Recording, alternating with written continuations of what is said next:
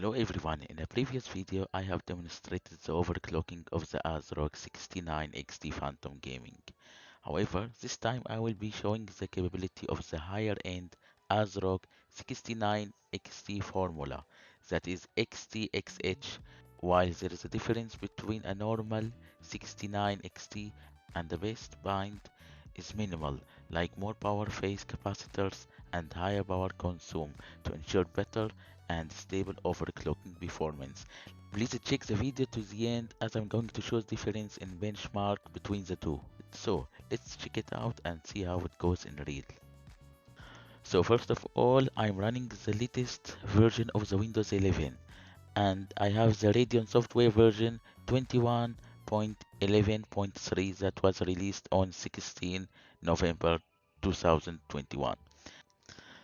So let's go now to the Performance tab to start our overclocking. Go to Tuning, and there we can see that I have activated the overclock on the CPU since I have a Ryzen CPU, so they can work together. I can overclock both of them. So it's not our topic for today. So let's check the GPU. The AMD Radeon RX 69 XT. So I have placed it on custom manual tuning and activated the GPU tuning and advanced tuning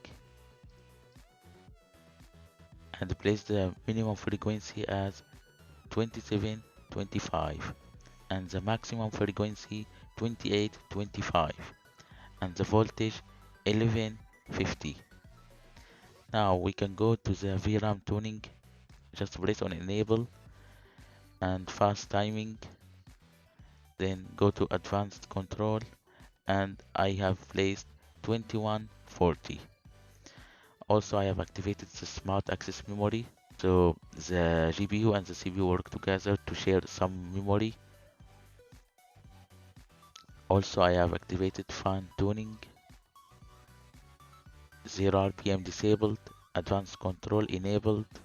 Then I went to fast tuning and played a bit with the temperature to ensure good fan performance and temperature overall. So I have made like a curve. If temperature 25, fan speed 16. If temperature 30, fan speed 16. If temperature 60, fan speed on 30%. If temperature 90, then fan speed 70. Usually I'm going around 90 for the hotspot and 65 for the normal temperature.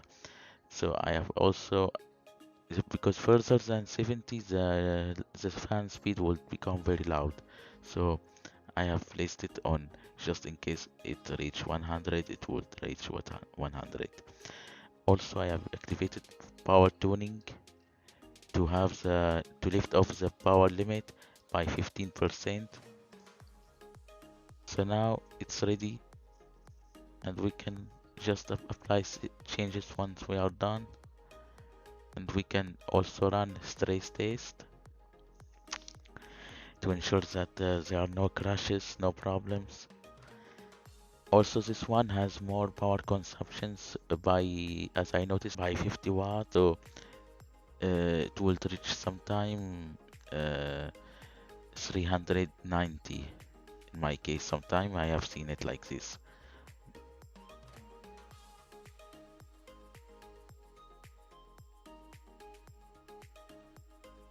So we can see that stress test is running okay, no problems.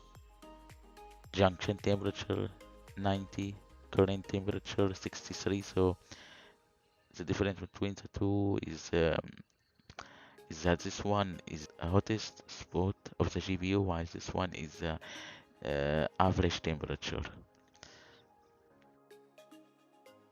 So we can see the VRAM clock speeds, the GPU clock speed are okay. Okay, it worked. So now we can jump off to the benchmark and see them.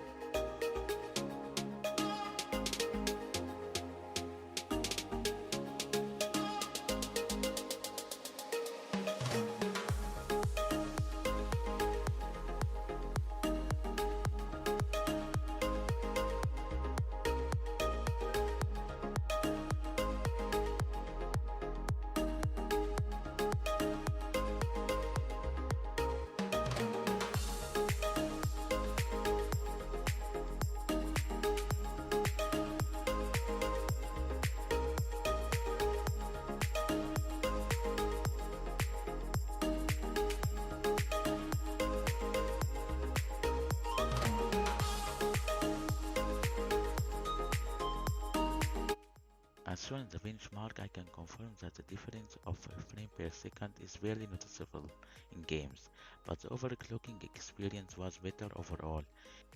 It can be pushed by at least 200 MHz for clock speed and 100 for VRAM speed, in my units at least.